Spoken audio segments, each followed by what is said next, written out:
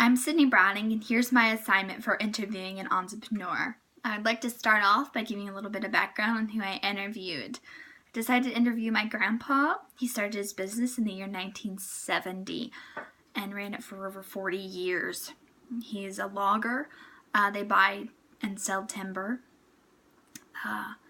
That includes cutting down trees, basically your lumberjacks, if you want to go in a cliche term.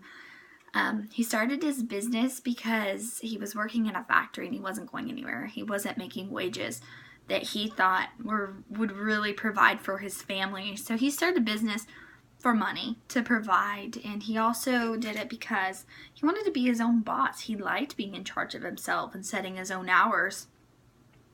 His views on business, to answer question B, have not changed in the terms of if he was starting it all over again back in the year 1970.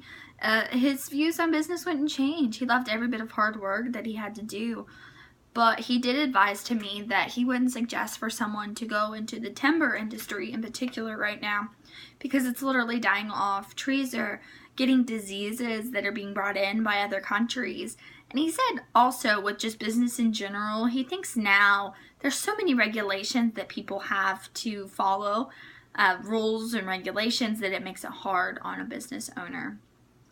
See, I think it's a classical entrepreneur. I think it's a classic story of having opportunity, saving, and jumping on it. I think it's a typical American dream story.